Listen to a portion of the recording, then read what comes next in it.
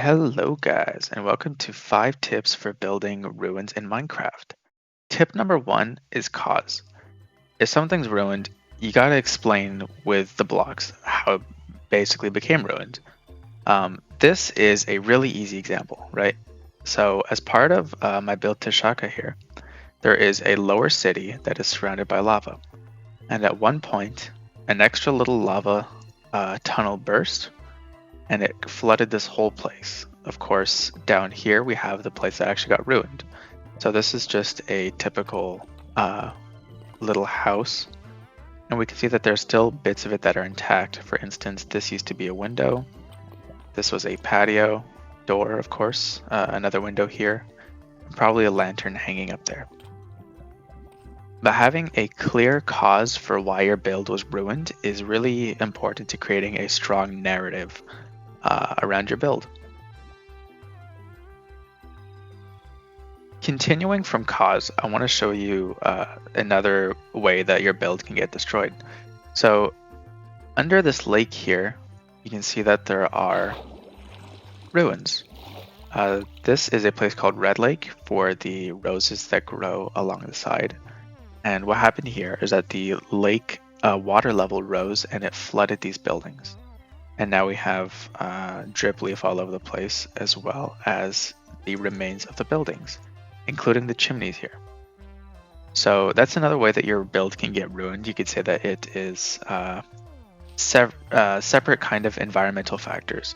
So it might be lava, it might be fire, water levels rising. It could be snow if you're building in a snowier place.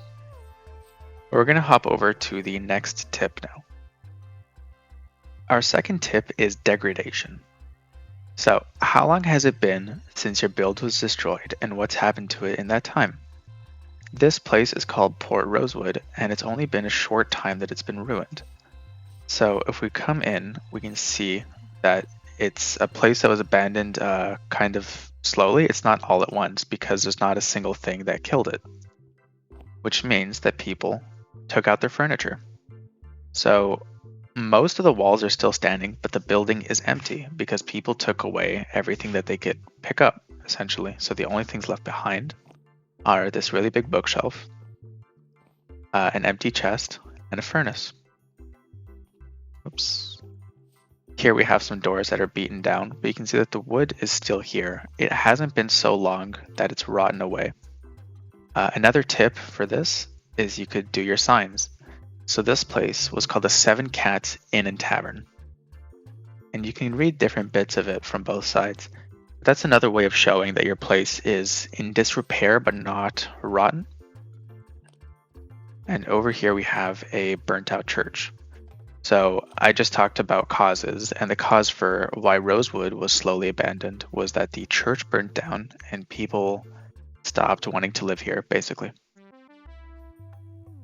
Tip number 3 is replacement. So under this castle here is an old prison. It's completely run down. And we can see that most of the places have been blocked up. And if we come to the end here, the roof is caving in. So it's a pretty dangerous place to be. They don't really want to use it as a prison anymore. So what happens is essentially that you're going to rebuild the prison somewhere else. Just outside the castle here, we have the replacement prison that they built. And this is a much nicer prison. If we come inside, we can see that it is not ruined at all, and it's still in very nice working condition. So that's something to keep in mind when you're building your ruins. If the place was serving a purpose, which it should have if you're talking about builds with narratives behind them, then what is now fulfilling that same purpose in your world? In this case, it's a new prison. Tip number 4 is resettlement. So now that your place has been ruined for a while, most of the inhabitants left, right? Well, what happens when new people come in? In this case, this old castle has been taken over by bandits.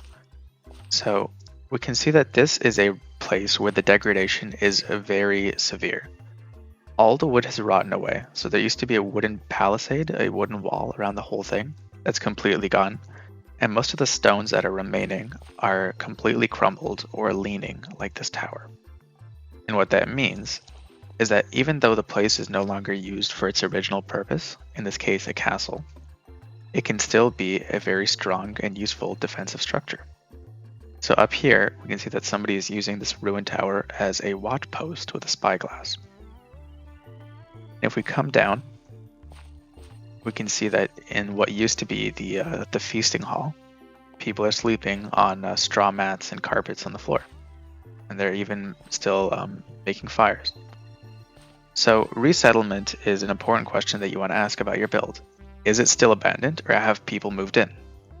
If your world is something like an RPG, say Skyrim, The Witcher 3, Fallout 4, then chances are that people have moved in, because these places are excellent bandit hideouts, which is exactly what this is.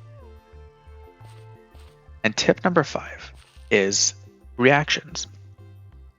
So how do the people in your world react to this place being abandoned, and how do they react to it being resettled?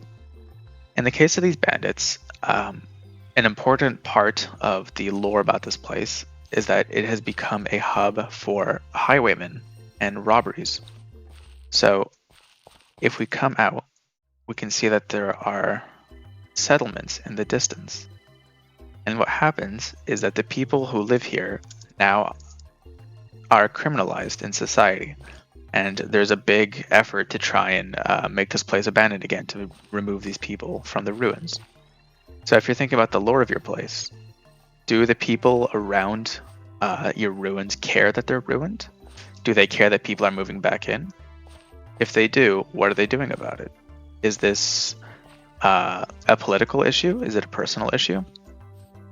Are your characters going to be asked by, say, the local lord to clear this place back out? Or perhaps are they going to be asked by a bandit leader to replace the bandits that are here and install their own? So these have been my 5 tips for making ruins in Minecraft.